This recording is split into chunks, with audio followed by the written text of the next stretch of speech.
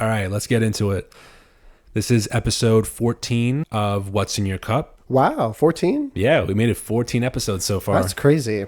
Welcome back everybody to the show. Again, like I've been saying in the last couple of episodes, a little inconsistent because it's just me and Mark today. You know, it's just the two of us. It's just the two of us. Yeah, we did that last time. Yeah, we did that last time. And you know what? Like, her presence is really not felt. Hot take. It's really not felt. Ooh. You know, this chair, Alyssa, if you're listening, is very comfortable. Yeah, because we very comfortable. We usually sit in the folding chair. Yeah, the intern gets the folding chair. The metal folding chair. Because you're nice enough to give her the chair. Yeah, I'm a gentleman. And I sit in the chair. It's my house. You're actually in El Gato's chair. Yeah, I'm in the chair that my cat sleeps on at night. Yeah, so it's actually his chair. And it's fine. Yeah, but I bought it with my money, so it's mine. Fair enough. That's exactly fair. You know, but yeah, Alyssa, the chair is very comfy, and I don't know if I'm going to give it back, honestly. You know, I feel like I have showed up more. I put, I'm going to get some hot water.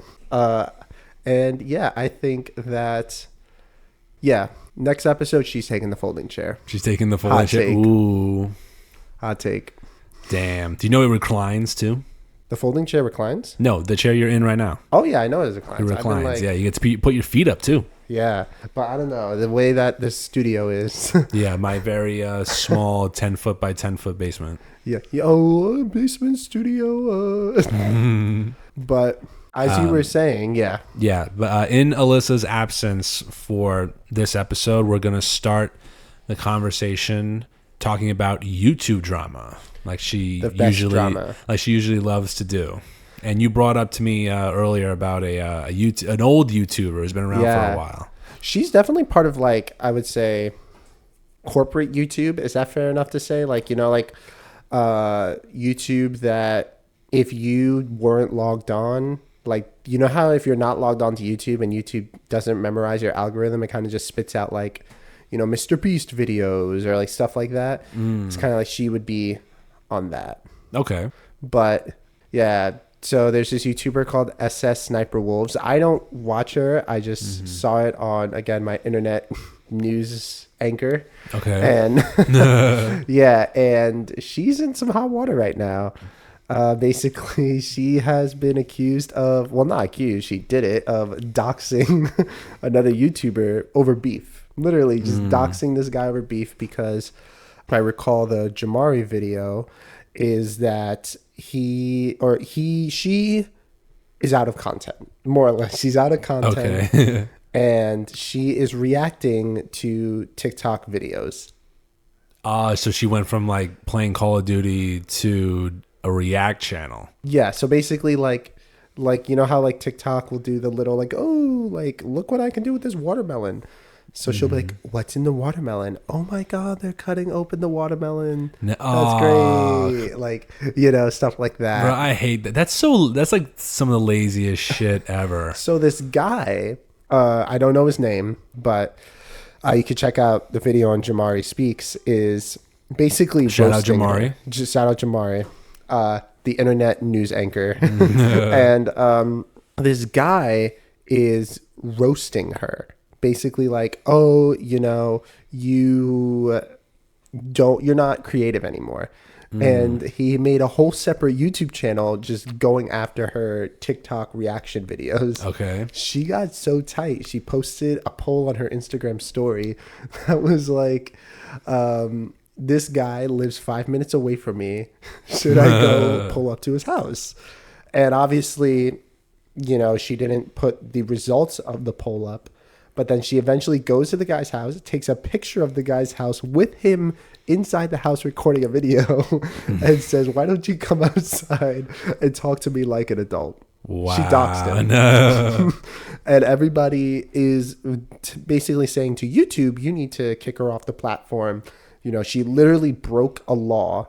But as far as I know, she's still on the platform, still has the audience, and nothing, no repercussions as of right now. Well, she's been around long enough that like she has an audience that will defend her.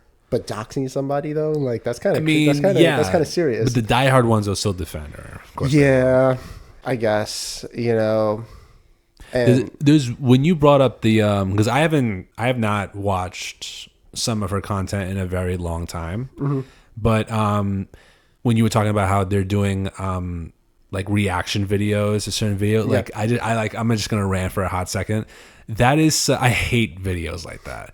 And the reason why is because they always act like they have no idea what's happening or what's going to happen. Like, oh my God, what's going to happen? They have to like, it's almost fake. It's like almost a fake reaction. Yeah. And then they'll be like, yo, that was so cool. I cannot believe that. You're like, that's the fake. You need to take some acting lessons. That's like. Have you ever seen the video? So, obviously Andrew Tate is called the Top G. The Top G? Like that's his nickname, the Top G. I thought it was, wasn't it like the Cobra or something? Well, Cobra Tate, but like his other alias is Top G.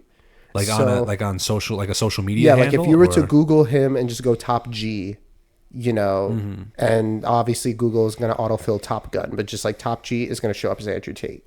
Okay. And so there's a parody account called The Bottom G. It's basically a guy who looks exactly like Andrew Tate, like same build, same haircut, same tone of skin, right? But the guy is a stripper. Oh. So Aiden Ross is doing a live stream, and you know how we have spoken at length about Aiden Ross and how Aiden Ross basically like worshipped Andrew Tate, and then did like a full 180 and did a full 180 when the red pill bandwagon was no longer lucrative. Right. And but the Bottom G like showed up on Aiden Ross's channel. He's like, Andrew, what's going on? And the guy just starts like pole dancing, and he's like, what the fuck? Damn. It's just like, I love the internet and I hate the internet at the same time, and it's just like, you can't make this stuff up. but it's pushing to certain extremes for the content, Yeah, it's like the content machine. Like, at what point does it just end? Like, you know what I mean? It's like there's just so much content, and at some point somebody just becomes a shell of a creator that they used to be. Like, do you know the guy named Oliver Tree? He's an artist. I do. Do you know this? I don't know what the podcast is, but basically I saw it on a YouTube short, basically, off-brand TikTok. And Oliver Tree just going after this guy. He's like, when did you stop caring? And the guy's like nervously laughing. And Oliver Tree is like, you used to create. You used to be awesome. Like, you used to do this. Now you spend 10 hours a day degrading people who create, like myself. I have a question. When did you start hating your life? And the guy, and I'm just sitting here, I'm like, oh my gosh. But like, to a certain degree, like, yeah. Do you remember the guy that he's talking to? No, you can definitely look it up though. There's like, he's like a pretty famous podcaster, I would say, in like the YouTube scene. I know his face, but I don't know his channel or anything. But he's like part of like the OG YouTube kind of community that transitioned into like critiquing and like, I guess you could say reaction. They don't make full-length videos anymore. Now it's just like they either talk about like news or like reaction. Or they get like, there's also this like, well by this point, like when you're an OG YouTuber who then after like more than like, how long is you, like 10 15 years on the platform, your audience grew up. You had like all your you started making like your investments, so you make like a lot more money than you did when you first started. So you're not 100, your YouTube channel isn't the forefront anymore. You sold out. You sold out, and then like you've established yourself in other realms. Like, you can arguably say one example is like, no, that's a bad example. I was about to say the Paul brothers, but their primary demographic still is like young kids, but it's like in a different realm. It's they like to act like their demographic isn't like they've moved on to it. They haven't. Yeah, like, their diehard fans are still like in high school. Yeah, but like they definitely moved away from YouTube into more like actual commercial stuff, like with Prime. Like Prime, look, I'm going to get a lot of flack. Prime is pretty good. It's a terrible sports drink. I'm not a nutritionist, but it's like a terrible sports drink, not because it has nothing in it, but because it has so little sodium in it that it doesn't really like replace the electrolytes that you lose. But I still drink it because it tastes good. But was it sold as a sports drink? Yeah, it is sold and marketed as a sports drink. But it doesn't have the effects of an actual. It's not like a Gatorade. So I am not a nutritionist, but from what I understand, if you work out and you really, really sweat, right, your primary nutrient that you need is sodium because your body's just getting rid of all this sodium. Okay. Prime has like 20 milligrams of sodium in it, which is nothing. Nothing. That's I don't even know if that's like table salt, right? Right. So what a lot of sports scientists, a good word, but like personal trainers, I guess lack of a better term, sports scientists, people will correct me, is that you kind of like, you're supposed to have sodium after you work out to replace to actually rehydrate you. You're not, by just drinking plain water, you're not rehydrating because your body has lost potassium, magnesium. Yeah, you're drowning out more minerals in your body. So Prime has the potassium, magnesium, but it doesn't have the sodium, and sodium is the most important electrolyte out of all of those three. So it has a shit ton of potassium because potassium is very sweet. It has a shit ton of magnesium, but does not have nearly as much as sodium, and sodium is the primary electrolyte that you need. So like some people say, rather than just buy like a Gatorade or something, you can just take water, maybe put like a little flavoring in it, and just take like, this is what I do after a long run, and then take your table salt and just put it in your water and mix it, and then that's actually like a pretty good sports drink. Cool. I am not a nutritionist, so do not, go at your own risk. You're just you're a gym bro. This is bro science right now. This is just bro science. This is bro science. But yeah, but like going back to them, I'm trying to think of like a YouTuber that has successfully transitioned, like more plates, more dates is one of those ones. That name sounds familiar. I'm trying to remember all this stuff. Yeah, he was like a guy who's a better one? Philion. You know who Philion is? Yes. The third eye of truth. That name sounds so familiar. I'm trying to remember. What type of content did he make? I can't remember. He made like, in the beginning, he made a lot of fitness, like fake natty videos, and then he transitioned successfully into like broader cultural critique. So he'll dunk on like alpha bros and all that, and now he's kind of transitioning more into like actual serious topics about like, I've just finished his series on kind of like cults. So he spoke about like the cult of Orange, Mormonism, stuff like that. So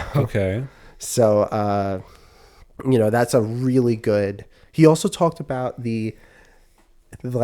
have you heard about, Bored Ape Club? Which one? Bored Ape Club, the NFTs. Yes, I know those ones. He made an excellent video about how Bored Ape Club is like rifled with like Nazism. Really? Like, okay, so you really want to go down a rabbit hole? Like, he went down the rabbit hole. Like, it's like an 1.5 hour long video, and it is basically, long story short, because I would encourage anybody to go check it out. It's filled with esoteric messaging. So if you mind me, do you know like what esoteric? You do it for the audience. So well, it's like, and for me, just like esoteric essentially means like only you and a few people are in the know-how.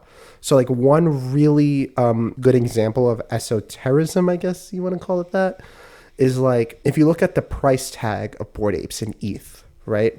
All of them will end in 1.4 or 88. So like 0.14 or 0.88. 1.4 is oh crap, I'm like blanking now what 1.4 means. But 88 is esoteric for, if you put it into letters, is HH, and it means Hail Hitler. Well, and then 1.4, but here's the thing. But wait, where did that idea come from? 4chan. Oh, but come on, you can't trust that shit.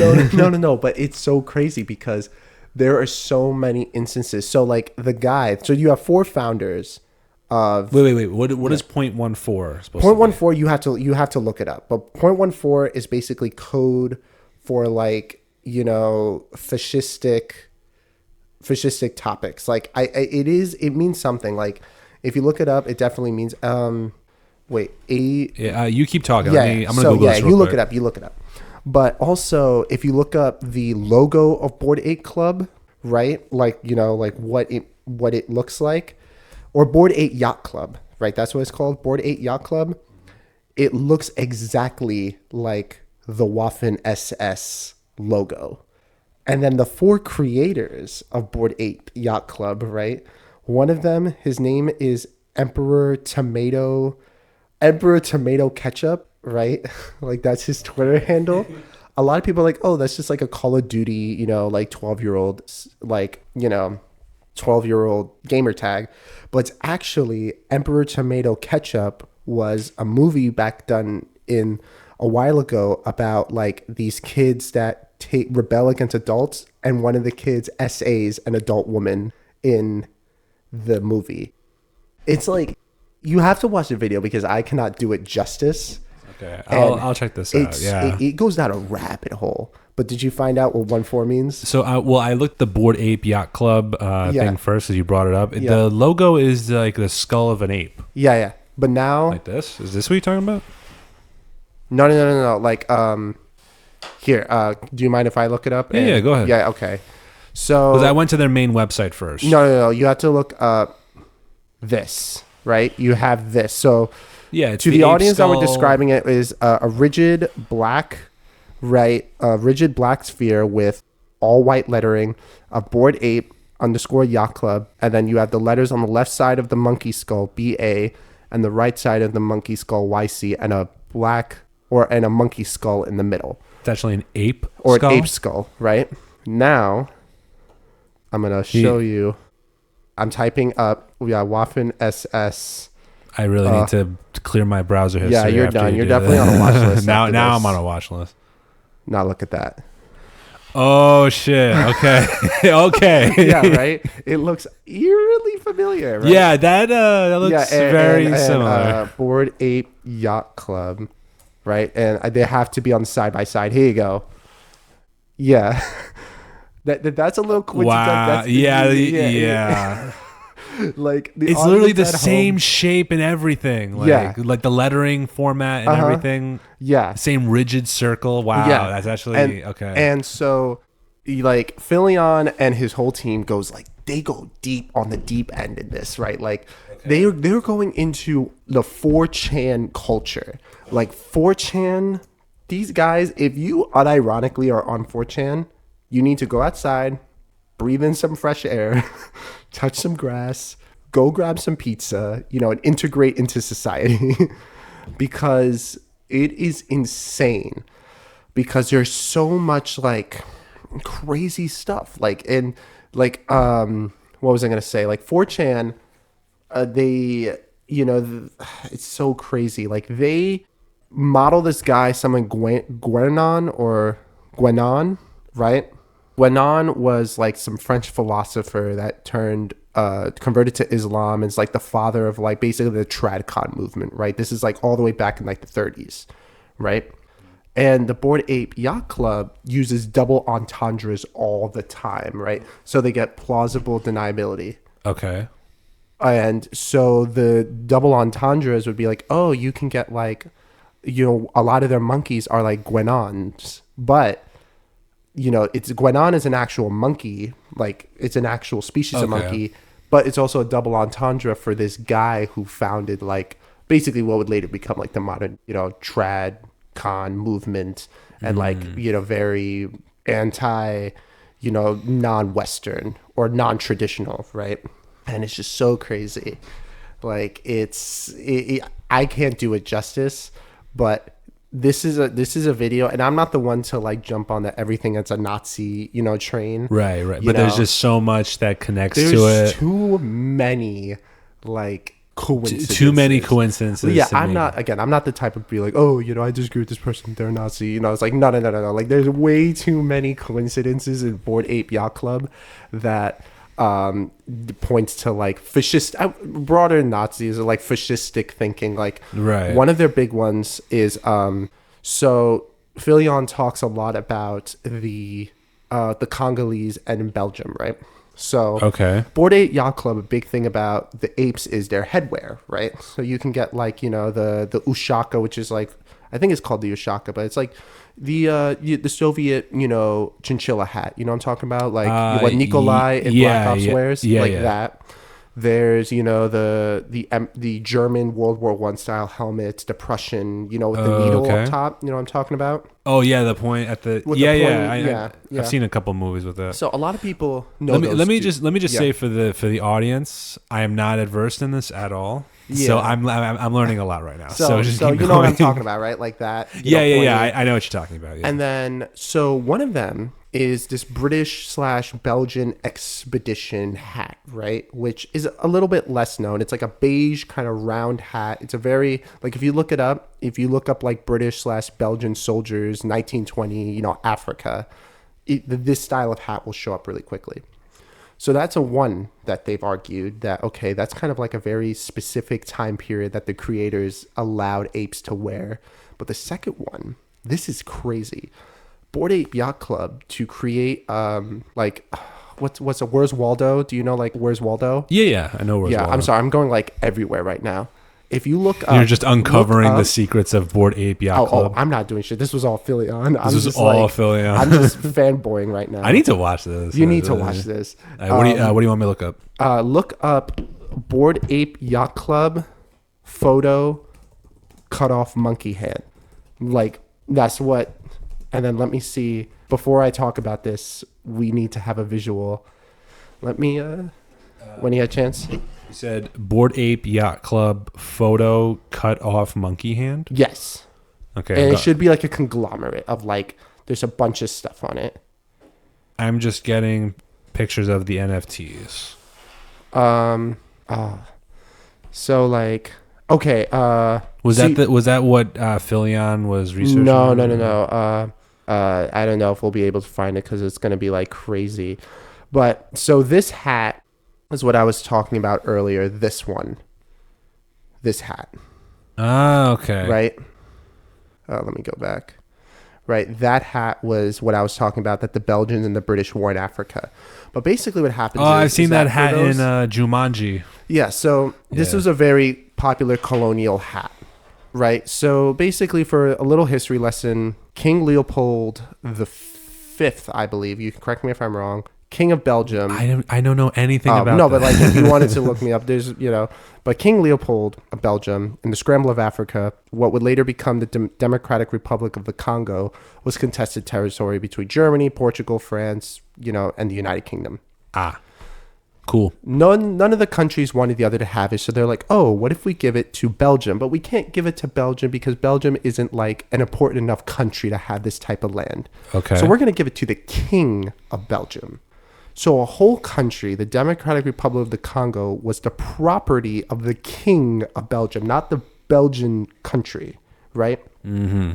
So the King of Belgium mandates that all of the Congolese do sugar or get rubber plantations, right? So he's like, you're gonna, work for me for free. You're basically my slaves. The entire country is just enslaved to one man, right?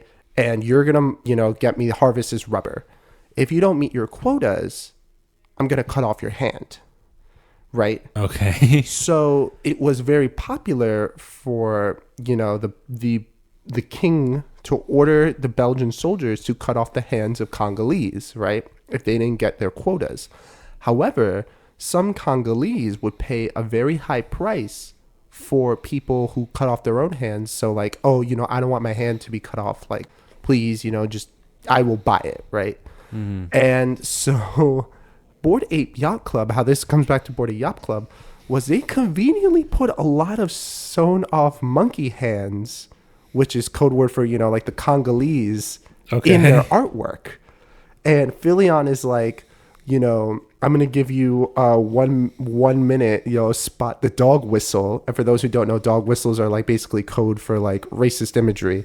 Like cite the dog whistle. And he points it out. And I'm like, again, I'm the type to try to like, you're innocent until proven guilty. I'm like, Bored Ape Yacht Club, this is a little sus right now. Okay. This is really sus right now. Damn. And the creators of Bored Ape Yacht Club all were on like 4chan chat rooms that like his team did hundreds of hours of research into this. This is not like some 20-minute, oh, I'm going to dunk on Bored Ape Yacht Club. This is like right. very, professionally done. And it's scary. Like, and basically he comes to the conclusion that they aren't racist, air quotes, but this is like the biggest troll on the planet, because all the celebrities got into Bored Ape Yacht Clubs, basically like what Philion was saying, propagating fascist imagery, right? That's like, what he was arguing. Like unknowingly. Yeah, like when all of your apes are put in 0.14 or 0.88, which are esoteric messages of, either 88 is Heil Hitler. I forgot what 14 is. I tried looking it up I went back to the tab here. I just typed in Bored Ape 0.14. Yeah. But wait. What does, I'm typing this now for those. What does 14 mean? And I'm just going to write the code word. So 14 this is the Anti-Defamation League. So the number 14 is used by white supremacists as a shorthand reference to the so-called 14 words, which is the most popular white supremacist slogan in the world. We must secure the existence of our people and the future of white children. So if we can go to Bored Ape Yacht Club prices in ETH, right? Can we see like what their price is? Oh, this is like a trading platform. This isn't actually like floor price. Oh wow, I'm trying to think. I'm trying to see it. No, this is another trading floor. People like just trading NFTs, which is a whole other thing. But if you go to the main website, would it have it there? Let me see. They do have their own website. Yeah, but tell me, what do you think while I look this up? This is crazy ass shit, because I just thought that like Bored Ape NFTs were just like, one of my friends was explaining to me about NFTs. Isn't it just, as I thought, like in the beginning, it's just you're just paying for someone else's artwork online that you can license for yourself, right? NFTs are essentially like non-fungible tokens. So non-fungible tokens are essentially, everything is fungible. So what fungible means is like there's only one, or there's many of something, right? That's like fungible. So like, for example, these glasses are fungible. Also, we have to talk about the booze. But we'll do this right after we explain this. So because a friend of mine was talking to me about it, because I thought about like trying it for a second, and he was like, don't even waste your time. Believe me, it's not worth getting into. So the fungible tokens, right? Like what fungible is something that is like mass produced, right? Like, there's a McDonald's Big Mac is fungible. Is fungible a real word? Yeah, fungible is a real word. Non-fungible means there's only one of these things. So non-fungible tokens are essentially like anything can be an NFT, but think of it like a McDonald's Big Mac box, right? Like the box that the Big Mac is in. You would think, well, there's bazillions of them, right? Same as everything. But what if I came to you and said, that Big Mac's box, there's only one of that specific Big Mac's box in the world, the one that you have. Therefore, that is the only one that will ever exist. Even though there are millions and billions of ones that look just exactly like this box, this one is yours, and this one is special because this is the only one that will ever be produced. And so you take a picture of it and you sell it because this is a picture of the only Big Mac box, let's say number 66509, right? So Big Mac's box 66509. You take a picture of it and sell it as an NFT, that box will never exist again. It's a non-fungible, like you can't get rid of it. So you're creating artificial scarcity with NFTs because this is the only one that will ever exist. And that's why you can see a photo of a Bored Ape that goes $500,000 because it's the only one that was drawn. Yeah. Okay, that makes a lot more sense. Yeah.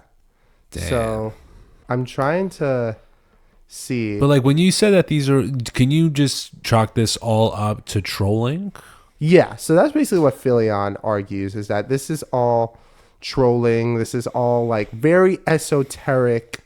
Because if these people are all like 4chan users on the internet, like making money and shit like that, like they don't. Why would they have to care about any of this? If anything, it is trolling. It is. That's what Philion basically goes down to. So it looks like they changed the pricing because on Philion's video, they all have 0.14 and 0.88 next to it on OpenSea. I'm looking at OpenSea. Yeah. So I don't know if that's what he used. So do you think they changed it because Philion or other YouTubers brought this up? But you can definitely look at, for example, one of them have, right, like, here it is. Where is it? I just saw it. They had like a pheasant. So many of them. Yeah, so a pheasant, right? So a pheasant, right, for those who may not know, is a specific hat that Ottomans wore, that like, as well as Nazis, but mostly like the Ottomans, the Turks wore. That was like and the Turks, are responsible for massacring a lot of Greeks and such like that.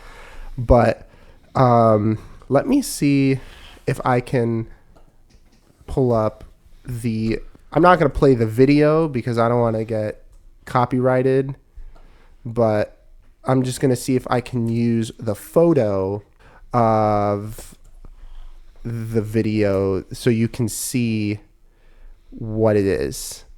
Bear with me for a second. We're scrolling through YouTube right now. Yeah, we're scrolling through YouTube right now. Oh wait, no. Oh, it's a different channel. The Third Eye. Yeah, the Third Bored Eye Ape Yacht Club.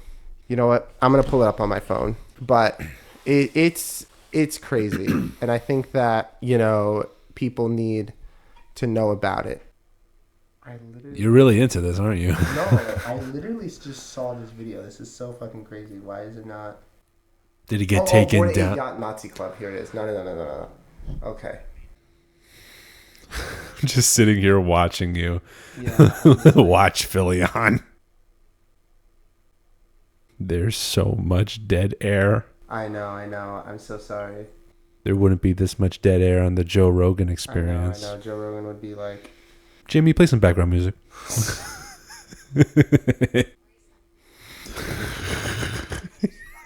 You're like really trying to find it. I know, because it's like... All right, I can't find it. I can't find it. Yeah. But it's, for those who want to know, the video is Bored Ape Nazi Club. Okay. And I'm definitely going to watch this. That's what I'll call it. I am definitely going to watch this, but yeah. That's enough internet. YouTube internet. But that's crazy. I actually really want to see that. But that logo, right? That's a little No, crazy. that looked exactly the same. That's not just a coincidence. And if that is a massive troll, that's dedication to it. No, because I think that when these celebrities get involved in it, it's not for that reason. Yeah, I think they're getting in on the hype. They want to get on the hype. They want to get on the money. Like, because I know that I think Eminem had a Bored Ape Yacht Club NFT that he bought for himself. It was like $600,000. Wasn't it like 600,000? He didn't buy it. Philion addresses that. Okay. They did not buy it. He didn't buy it. Okay, got it. But shall we talk about these drinks? Yes, let's move on. We spent a good chunk on apes. We need to talk about this more when Alyssa gets back. Yeah, look, so watch funny. the video, and by next episode, we can have a real freaking video about this. I'm watching this video. That was really, that's so coincident. Okay, let's move on. Mm-hmm. Anyway, so I made us 2 drinks. Yeah, they look good. Do you want to give a description? Yeah, it looks like cola. I think I know what the drink is, but I said that last time. And you were dead wrong. So I have to humble myself. You're only a little bit off. This looks pretty good. Oh, there's definitely wine in here. But yeah, it just looks like soda, I would say, or very dark prune juice. But here. It could just be grape juice. Oh, yeah, I know what this drink is. But I'm not going to say it yet. It's very good, though. I am a big fan of these drinks. Are you? Mm-hmm. It's this is very popular in Spain. If it helps you feel any better, it is an actual cocktail. Yeah, I know. It starts with an S. I'm blanking on the name, and I'm not going to Google it because that's cheating. No, you're not allowed to Google it. Yeah, I'm not going to Google guess. it. But all right, it's going to come to me as we talk and as I drink more of it. But I love these drinks. I'm on a roll with these drinks lately. Because it's simple and, it sweetens up the wine because, can I guess the ingredients? Yeah, of course, obviously. I'm thinking you put a cola, whether it's Pepsi or it's Pepsi and red wine. Interesting. Right? And, or Diet Coke and red wine. But I hope you didn't put Diet Coke in because this drink is meant for like sweet soda. Okay. Put in. But, oh my gosh, what is it called? Because I used to order this. This used to be my go-to drink at bars. Oh. When I was too pussy to order whiskey at a bar, I would go to this drink. Oh my gosh. It's a summer drink. It's you're right on the tip of your tongue. You got this. Spritz? No. I don't think it's a spritz. Or a spritzer? Well, yeah, I think it's called That's not the name that popped up when I looked at it. Spritzer? I think it's called spritzer. I could be bugging out. That's not the name I saw. Well, am I right though? It's a Spaniard drink. You are right. It's red wine and Coke. Yeah, it's red wine and Coke. But when I googled it, the name came up as Cali Mocho. Oh no!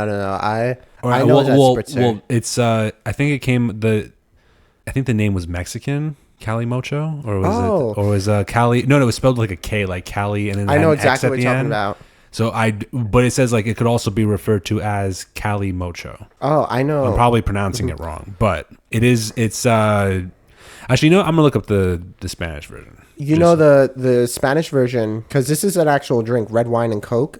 And but what you're talking about is there's a huge restaurant. We got to go to it. Well, we've actually been to it. Little Spain. They have it. It's red wine, Coca-Cola, and orange liqueur. That's actually really good. Yeah, that one was really good. Yeah, you had it there, or I had two of them actually. Oh. That was very good. Yeah, I think so. Well, this is how it's spelled. Oh yeah, that's definitely what we've ordered at Little Spain. It would sound like Cali Mojo. So then, or Cali Mocho. That's how it's coming up on Google. But you said there's another name for it? Spritzer? But maybe that's just wine with like fizzy stuff. Well, there's multiple names for it. And then like it also says like in Argentina it's called Jesus juice. I love the Argentinians. Jesus juice. In South Africa it's called Katemba. In Croatia, it's called Bambus. Yeah, it's just to sweeten the wine. In Chile, it's known as Yote. Ooh. So whenever we go to these places, we got to write them down. I'm going to write Spanish. Yeah, what's the Spanish word? Because maybe I've just been ordering it wrong. It comes up as Cali Mocho. Oh, so then maybe that's the American then. Well, maybe they gave it a different name because they added a liqueur to it on the menu. Maybe. But it comes up. The main name comes up as Cali Mocho. But I love these. They're very simple to make, and they never disappoint. Literally took me like 10 seconds to make it. So, and I hope I did the ratios. The ratios right because I just did half and half. This is good. Yeah, you did. That's what I would always put, like half and half. So, have you been, not to gas up your head up, John, but have you been a bartender twice or 3 times? I think this is my third time. Third time. All have been good drinks. Thank you. Have not disappointed. And some of them have been actual cocktails. Yeah. I think that Alyssa's just a hater because when I made the drinks, mine was okay. I would say like I don't know, the coffee liqueur one was a kind of, it wasn't properly mixed. It was pretty strong. I had spoons, bro. You I know, just use a spoon. But I wanted it to like... but I liked your drink. It just needed to be mixed better. That was it. I know on other internet news, our favorite couple in the world, Will and Jada Pinkett Smith. Yes. Oh my God. What is your opinion on that? I need to know. This is such like... nobody asked for this. Why? I can't believe he's sticking with her through all of this. She has to have something on him. Through all the drama, all the embarrassment and everything else. Like, 'cause she really exposed Will Smith. Didn't she say something like he's into vomit? I have no idea. Fact check me on that. I don't want to spread misinformation. I think she said something like he's into vomit or something. I could be bugging out and think of something completely different, but... Just type like Will Smith vomit. I'm gonna do that right now. Or like he vomits after he has sex. I think she said that on the Red Table Talk. I heard something about that. I've heard something. Look, Will Smith doesn't deserve this. Will Smith does not deserve. He doesn't deserve all of his this. Dirty laundry to come out. He's a good man. But like, why is Jada telling all of this to the world? Like, goddamn.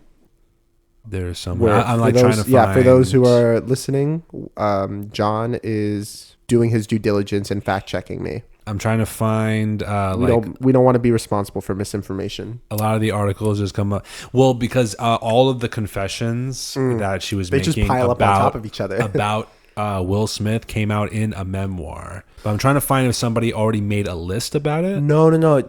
Do Red Table Talk. That's where all the tea comes from her podcast. No, I'm trying to find an article where they just like listed everything that all the revelations that she made about themselves. The big ones were, I think it's the vomit one. I'm like 90% I'm just gonna look up Will Smith vomit. Yeah. Then she slept with her son's best friend. She told, that they've been separated since 2016. The slap. Right, Chris Rock, the slap. Right, she got upset about a G.I. Jane joke. Mm-hmm. Why do I know so much about this? Because it's everywhere, and there's new info coming out, and also it says on this article that it was Will Smith that revealed that. He's also making it worse for himself because he's trying to be honest and reveal. This is not shit you talk about. You could torture my ass in Guantanamo Bay on a CIA black site, and I would never that information. So it says here. Oh my god! I'm reading an article from revolt.tv.com. And it says, however, Smith said the excessive sex caused him to develop a psychosomatic reaction to orgasming that sometimes made him vomit. He's quoted as saying, I had sex with so many women and it was so constitutionally disagreeable to the core of my being that I developed a psychosomatic reaction to having an orgasm. You know, that means that, they're in an open relationship, right? They're married. They're married, but they fuck around with all the other people, right? Here's the thing, though. So he's saying, even though I'm in an open relationship that my wife agreed to, and I'm having sex with all these women, I hate myself so much that I vomit afterwards. But here's the thing: is that some people believe that it's just Jada doing it. But he said this. Yeah, but she's telling Will to say this crap about him? No. It's like some people think that Jada has a humiliation kink, that she likes to humiliate her husband, right? But it's just like Will. But also, she's doing it now. Yeah, like why now? Like, all the years that you've been married together and all the shit, you're doing it now. Yeah, that can't be a kink. I don't know. Like Will, they just need to get divorced. Like actually, like I would never advocate for divorce, but. With this sole exception, I would have like please go see a therapist. I would have separated for a little while after the entanglement conversation. After that, I would have separated for a while. You're just embarrassing your husband. I have a question. What would you do? Let's say you got married, right? Let's say you were going through a very hard time, and you found out that your wife slept with your son's friend. How does that even at the dinner room table? And that was spoken on the podcast episode. Yeah. What? How does her son have a relationship with her? That it's just so weird. Yeah, and then they got to go home together and act like it didn't happen. And what's crazy is your friend literally could say, "Yeah, I fucked your mom on Call of Duty." Yeah, literally. Oh my gosh, and that is and I'm not saying so Will is awkward. perfect. Will, I know everybody likes to dunk on Jada. Mm-hmm. I'm pretty sure Will Smith has a much better PR advisor, I'll say, because maybe Will Smith clearly has not done doing some a shit. very good job right now. But I would say Will Smith has probably done some shit that we don't know. And by we, I mean the global community, because at this point, everybody in the world has an opinion on their relationship. Right. But it's since they make it so open to discussion. Well, Jada, I don't because Will. I remember Jada put a camera in his face. This was this was old. This was this was right after the Oscar slap. Yeah, and he's get the camera out of my face. Social media is my bread and butter. Blah blah blah. XYZ. But she also tried to walk back saying, "Oh, Will slapping Chris at the Oscars. I didn't ask for that. Blah, blah, blah, blah, blah. Trying to make it seem like it's not her fault. But here's the thing. Like, okay, was it her fault? No, because she wasn't the one that slapped Chris Rock. Sorry. Like, indirectly. Because she gave... Everyone was laughing. Like, it was a funny joke. Like, he made a G.I. Jane joke. Okay. She was the only one that wasn't laughing. And literally, if you see the clip right before, the whole, like, get your wife's name out of my fucking mouth, blah, blah, blah. He's laughing. Like, Will Smith he laughed at the joke, and then Jada, like, gave him a look, like, go take care of this. Yeah. And he went up there and smacked him. Yeah. And it's just like, here's the thing. Will could have been an adult and been like, no, I'm not doing that. Okay. Like, yes, that is we'll deal with that after the show's over. Make like a statement. He made a whole scene and shit. Yeah. So like, yes, it isn't Will Smith's fault. Of course it is, right? It's not Jada's, but like the idea of just constantly shitting on Will in public. I feel like if they actually got divorced, it'd be 10 times worse. Like, I feel like if they legit got divorced, it'd be 10 times worse. She'd be like, all right, I'm just gonna lay everything out. Like, at what point does it become defamation? Like, I'm not a lawyer. We should get the lawyer on and actually have this conversation. Yeah. But like, at what point does Jada's antics, and I am gonna say antics, become defamation?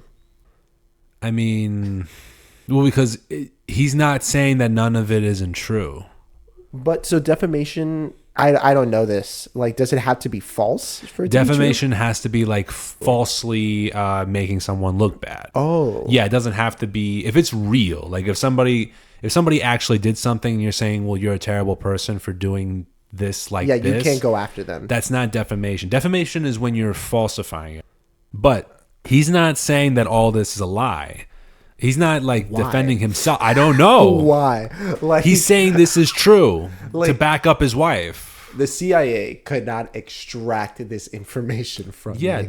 Well, because one of the worst parts about this whole about the whole shit with Red Table Talk and whatever Jada's doing and everything else is that it revealed Will Smith's true character. Or it like changed him from that like the Hollywood nice guy, on-screen badass to a person who's incredibly insecure, like desperate for the love of his wife, who clearly does not love him back the same way. Yeah.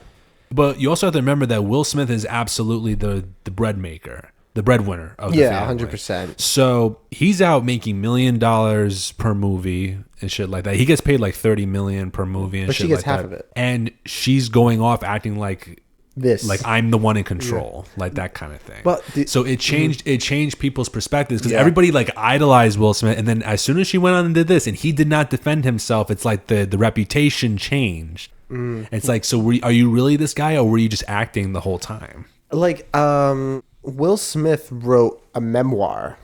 I don't know what it's called, but I just remember about how basically like one of the major things from the memoir was his mom was beaten by his dad. And like basically he goes on to go like he's always viewed himself as this coward because, he wouldn't do anything when his siblings would step in. Right. So it's like that kind of, like the little kid, even though like he's all this money and all this fame, he's still that little scared kid in the mirror. Right. Like that's kind of what he said in his memoir, which I'm like, yeah, that explains a lot, like not knowing the in-depth of their relationship, but it's just like, at what point does the humiliation stop? Yeah. Like, you know what I mean? It's, yes, you can love her. Like when she literally said, I still in love with this dead man, Tupac, like, man's been dead for what, 30 plus years? Yeah, bro? And you're still hung up on. Like, bro. And like, there's been people that worked with Tupac or knew who he was. Yeah. Came out and said, like, the two of you did not have any chemistry at all. Like the love was one-sided, like he wasn't like true love to you, like, or that kind of thing.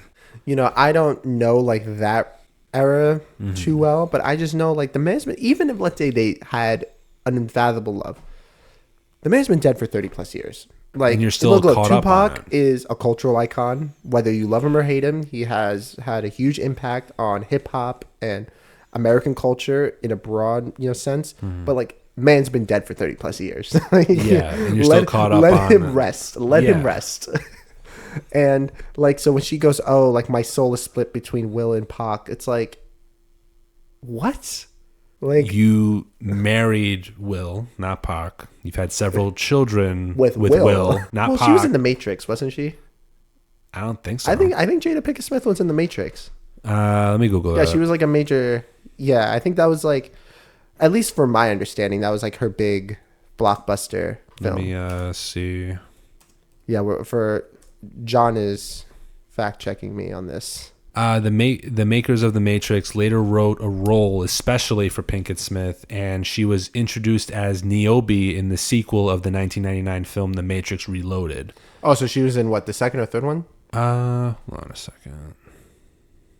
Niobe is a fictional character in the Matrix franchise. She is portrayed by Jada Pinkett Smith. Serves as a supporting character in the 3 sequels of the original film, in Reloaded, Revolutions, and then Resurrections. So wait, there's 4 Matrix? Or yeah, you had the Matrix trilogy, and then you had Matrix Resurrections, which came out 2 years ago. That was like the brand new one. Oh, wow. Where it was like somehow like they're still in the main. However, I didn't see it. Yeah.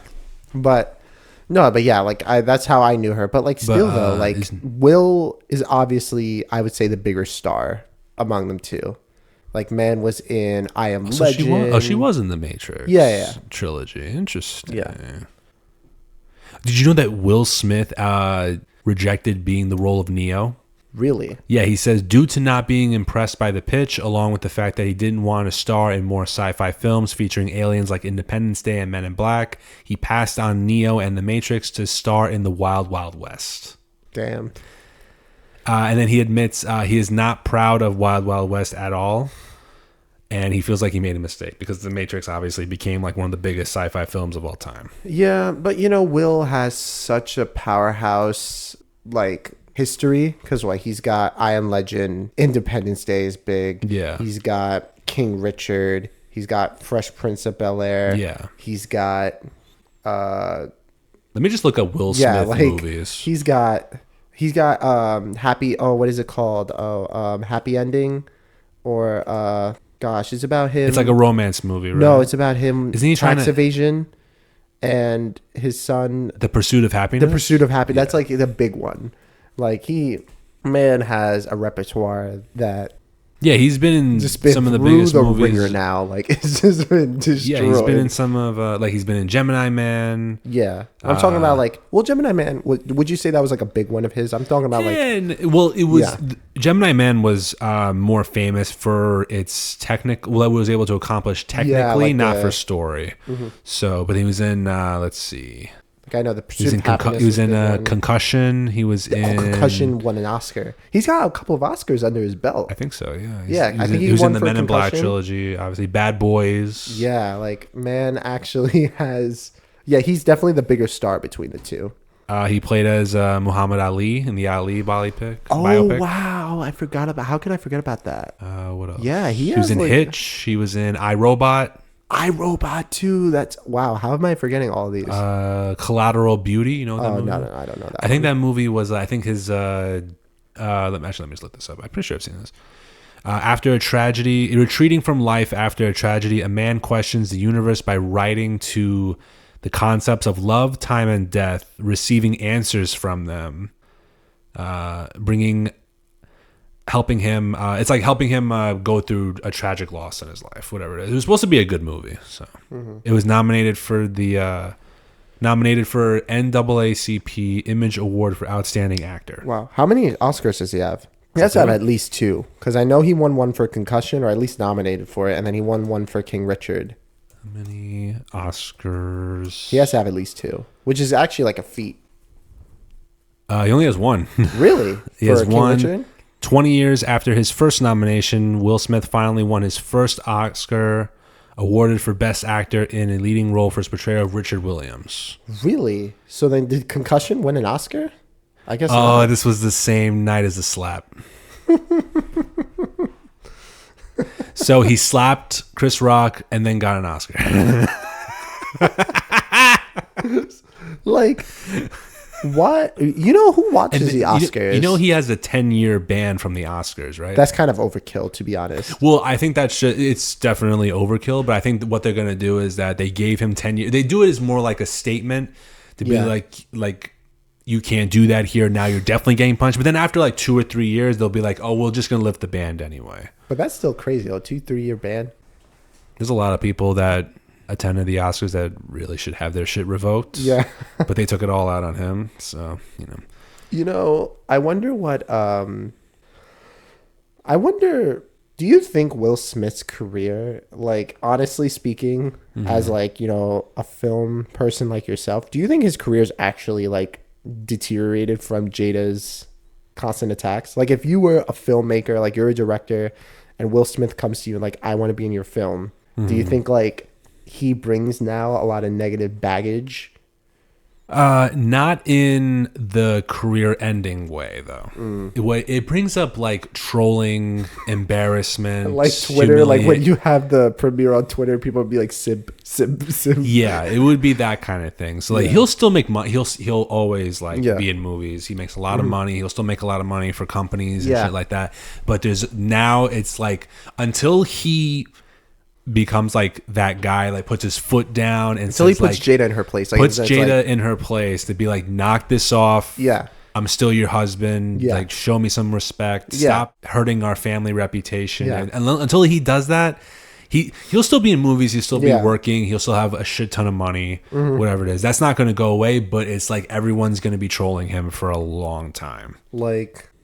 Oh man, he has to stand up for himself, and it's not going to change until he does. And what's crazy is like everyone, as far as I know, is on Will's side. Like everyone is like, but he's not helping him. Like I can understand. Like if he brought up like how like when I was a kid and that stuff, I can understand.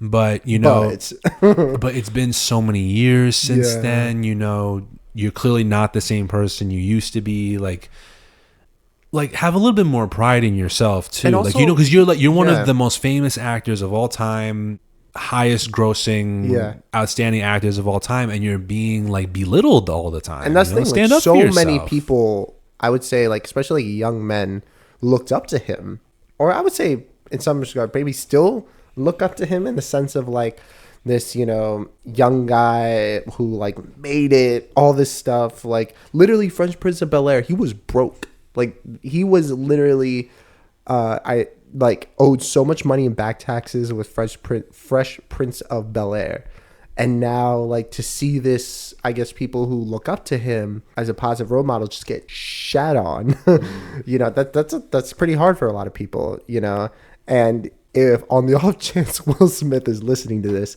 people back you. Just you need to defend yourself. You need to be like, look. You could say like I love my wife, not to sound like Chance the Rapper, but like I love my wife. But you need to tell her like you can't just you want to drag your name in the mud, go right ahead.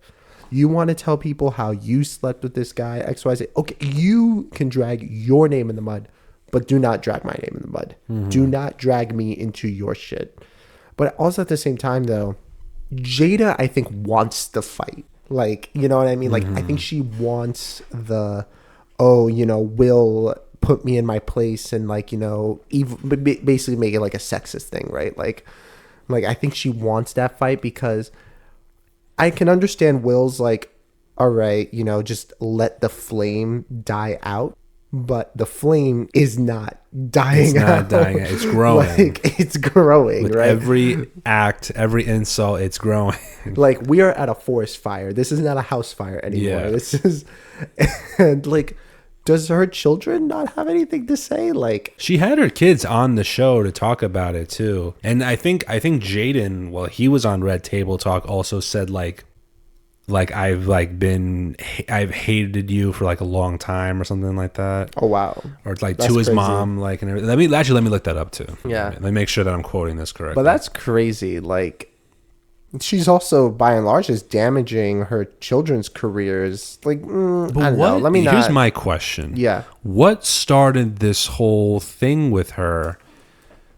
That's a good question. I don't know. You know who would know that? Alyssa would know that. Alyssa would actually know that answer.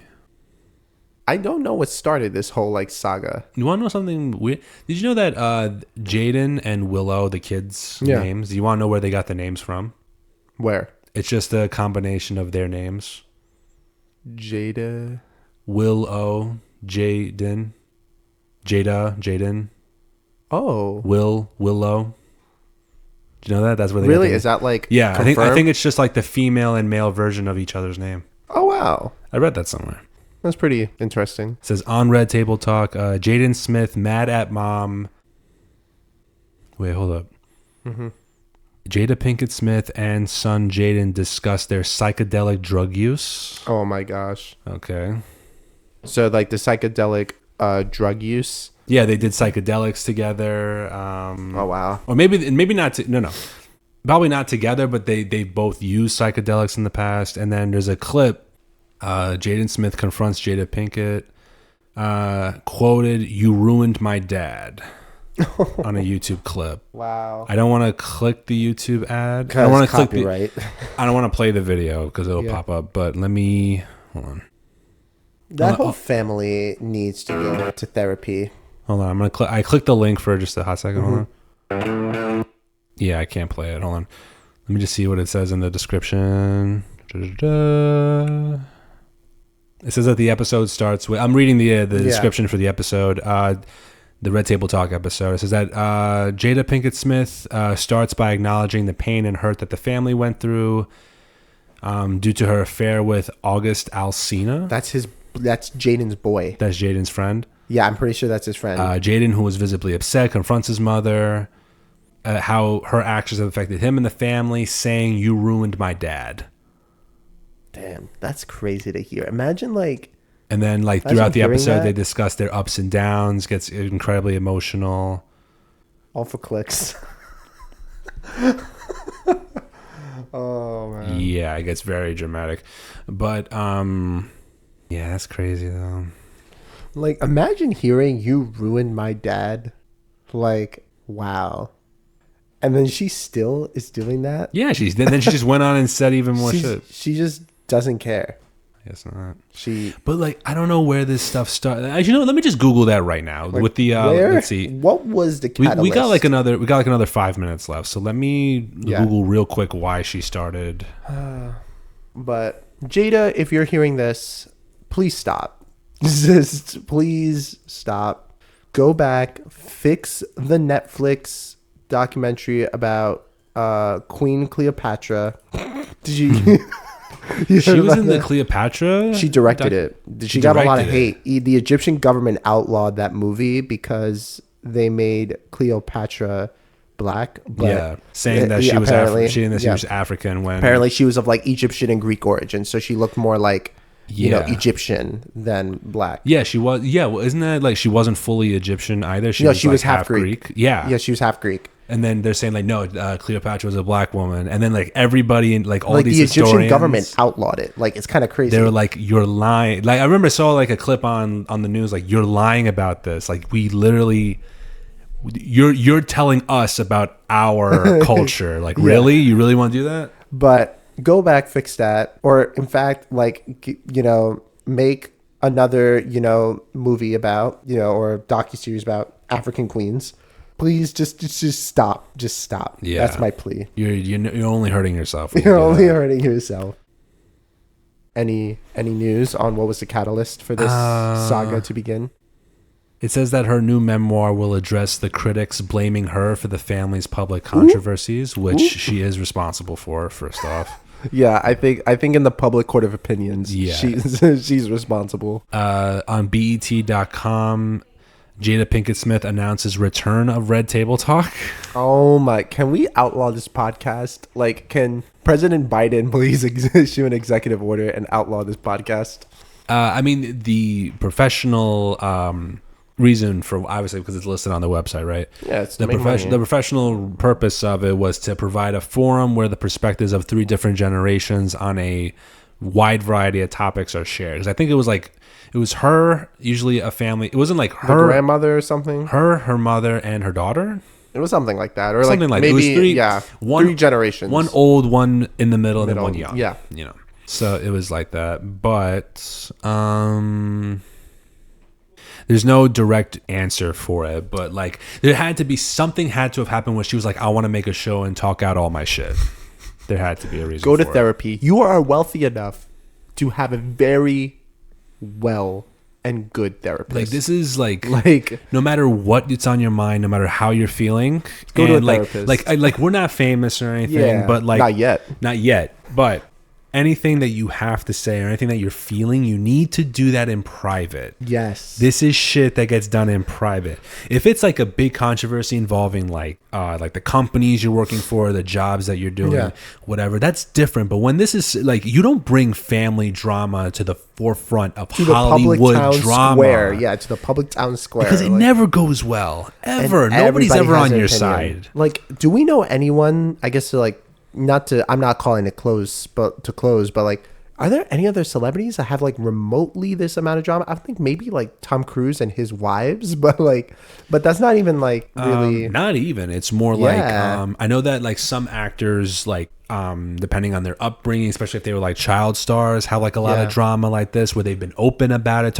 Like, you ever seen those Shia LaBeouf interviews? Oh, 100%. Like he's talking about like when I was a child star and like how he admitted to doing all these terrible things, but like because of his like desire for competition and his upbringing as a child star, like that's like a genuine like I figured out. He's taking ownership of what he did, and he's not blaming everybody else. But Jada is just strictly blaming everyone.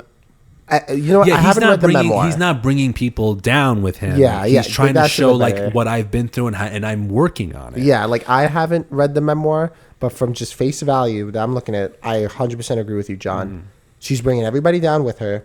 She's like, if I'm going down, I'm bringing down Will. And I feel like, again, she, at face value, in the public town square, in the public court of opinions, the common consensus is she is just trashing Will's name because it gets clicks, it gets money, and it gets people to her podcast. This is purely for economic reasons. Do you think that maybe she's been out of the limelight for so long in comparison to her husband that she's doing this to get her name back up there?